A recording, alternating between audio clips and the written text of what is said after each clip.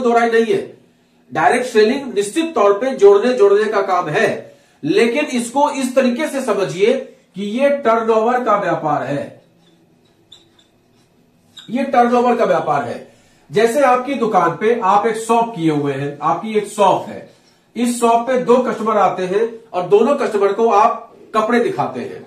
उसमें से एक टी शर्ट ले लेता है और एक टी शर्ट नहीं लेता है, या एक शर्ट ले लेता है, एक पैंट ले लेता है, या दोनों टी शर्ट ले लेते हैं, या कुछ भी। आपका काम क्या है? बीइंग सेल्समैन, आपका काम यह है कि आप उसको कपड़े दिखाते हैं। अगर आपकी साड़ी की दुकान है तो आप साड़ी उसको दिखाते हैं। अगर आपकी परचून की दुकान है तो आप उसको परचून का दुकान में जो भी वो डिमांड कर रहा है वो उसको आप देते हैं। और अगर आपका परमानेंट कस्टमर है तो अगर कोई नया प्रोडक्ट आपके पास आया है तो उसके विषय में उसको आप बताते हैं। हम लोग अक्सर दूध लेने के लिए किसी डेयरी पे जाते हैं, आप भी जाते होंगे। अब डेयरी पे जब आप जाते हैं तो आपको वो डेयरी वाला कहता है कि सर अब हमारे यहां मक्खन भी आने लगा, सर अब हमारे यहां घी भी उपलब्ध है, सर अब हमारे यहां पनीर भी उपलब्ध है, सर हमारे यहां आइसक्रीम भी उपलब्ध है। एक तरीके से आपको ये बता रहा है वो कि उसके पास क्या क्या उपलब्ध है और आप उसमें से क्या ले सकते हैं अपनी जरूरत के अनुसार। Same as direct selling business में, जो जिस बिजनेस की मैं बात कर रहा हूं, डायरेक्ट सेलिंग बिजनेस में डेफिनेटली ये जुड़ने जाने का काम है। दुनिया में हर चीज जुड़ने जाने का काम है, लेकिन इसमें आपको अपनी बात को कहते रहना है। आप जिस प्रोडक्ट का इस्तेमाल कर रहे हैं उस प्रोडक्ट के बारे में, या जिस प्रोडक्ट के बारे में आपको जानकारी है, आपकी कंपनी का जो प्रोडक्ट है उसके बारे में लोगों को बताते जाना है। जैसे हमारी कंपनी का एक प्रोडक्ट है, ब्रांडेड प्रोडक्ट है श्री तुलसी। अब हम श्री तुलसी के बारे में सबको बताते हैं कि भाई राम को भी बताया, श्याम को भी बताया, फलाने को भी बताया, ढेमाको को भी बताया, जिसको हम जिससे मिलते रहे, जिससे हम जुड़ते चले गए, उसको हम बताते चले गए। शाम में दूध वाले को बताया, रात में उसको पनीर वाले को बताया, उसके बाद हमने परचून वाले को बताया, फिर मेडिकल स्टोर गए कुछ लेने के लिए, उसको बताया। इस तरीके से बताते चले जाए, बताते चले जाए, बताते चले जाए। अब बताते चले जाए में दिन भर में हमने 50 लोगों को बताया। अब उसमें से 5 लोगों को तुलसी समझ में आ गई, उन लोगों ने ले लिया। यही सिंपल फॉर्मूला है। उसी तरीके से अगर हम बिजनेस कर रहे हैं तो अन्य व्यापार में क्या होता है कि वो बिजनेस के बारे में आपको नहीं बताते हैं। किसी भी बिजनेस में आप देखेंगे कि आपको वो राइवल समझते हैं, प्रतिद्वंदी समझते हैं, लिहाजा आपको अपने बिजनेस के बारे में नहीं बताएंगे। उसके जो गूढ़ रहस्य है जिससे कि वो पैसा कमा रहे हैं वो आपको कभी नहीं बताएंगे। कन्नौज में जो इत्र का व्यापारी है वो अपने इत्र के फॉर्मूले को अपने परिवार में किसी को नहीं बताता। दूर दराज की तो बात ही छोड़ दीजिए। नतीजा क्या हुआ है आज की तारीख में, जो पुरखे चले गए इस दुनिया से, अब उनके यहां इत्र बनना बंद हो गया, या जो इत्र बन भी रहा है वो उस तरह का नहीं है जैसा कि उनके पुरखे बनाया करते थे, क्योंकि जो फॉर्मूला था वो बताए नहीं।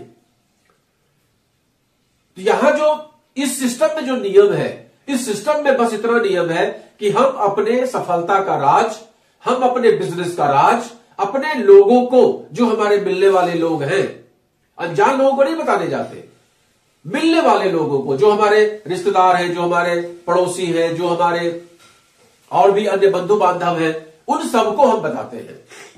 और उन सबको बताते हुए अपनी बात बता रहे हैं कि भाई हम इस तरीके से इनकम कर रहे हैं और आपको भी समझ में आता है तो आप भी, क्योंकि इस दुनिया में भाई साहब हर व्यक्ति पैसे से परेशान है, हर व्यक्ति पैसे से परेशान है। अब जब व्यक्ति पैसे से परेशान है, आपके सामने रोना रो रहा है, अरे यार मेरे 50,000 की आमदनी है लेकिन 10,000 वहां चला जाता है, 20,000 वहां चला जाता है, 15,000 फीस में चला जाता है, तो 5,000 मेडिकल इंश्योरेंस में चला जाता है, तो ये धमाका। अब उसको एक नेक सलाह आप दे देते हैं कि भाई बहुत सारे खर्चे हैं आपके पास, आपका खर्चा आज की डेट में कम से कम आपकी आमदनी 80,000 की हो तो आपका काम चले, तो 30,000 के लिए क्या रास्ता है आपके पास। अब वो तुरंत बोलना स्टार्ट कर देगा, करे यार हमारे यहाँ तो पार्ट टाइम जॉब में नहीं चलता है, हम कहां से क्या करेंगे, अब तो जो है सो उसी में है, कैसे भी करके ये कॉम्प्रोमाइज चल रहा है, फलानी जगह से हमने लोन ले लिया है, उससे ये चल रहा है, वो चल रहा है। ऐसी बातें लोग करते हैं। तुरंत वहीं पे अपनी सलाह दे दीजिए कि भाई मेरे पास भी तुम्हारी जैसी स्थिति ही थी, मेरी भी 50,000 की आमदनी थी और मेरे घर में भी जद्दोजहद वाली स्थिति थी, 30,000 मुझे भी घाटे का सौदा हर महीने करना पड़ता था, लिहाजा मेरे एक मित्र ने मुझे ये कॉन्सेप्ट दिया और मैंने इस पे धीमे धीमे काम स्टार्ट किया। आज 6 महीना करीब हुआ है, लेकिन मेरे पास 15,000 18,000 की आमदनी स्टार्ट हो गई है और आने वाले साल भर के अंदर में मेरी 30-40 हजार की आमदनी यहां डायरेक्ट अलग से स्टार्ट हो जाएगी। जो सर्विस हम कर रहे हैं वो तो कर ही रहे। अब इतनी बात जब उसको बात समझ में आ गई तो तुरंत आपसे पूछेगा अच्छा बता भाई अब आज तक क्यों नहीं बताया यार। अब उसको अपना प्लान आप दिखा दीजिए। सबसे पहले उसका साइकोलॉजिकल ट्रीटमेंट और उसके बाद उसको अपना प्लान दिखाना, अपनी बात बताना है सिंपल। अब उसको जबरदस्ती नहीं है कि वो आपके साथ जुड़ ही जाए।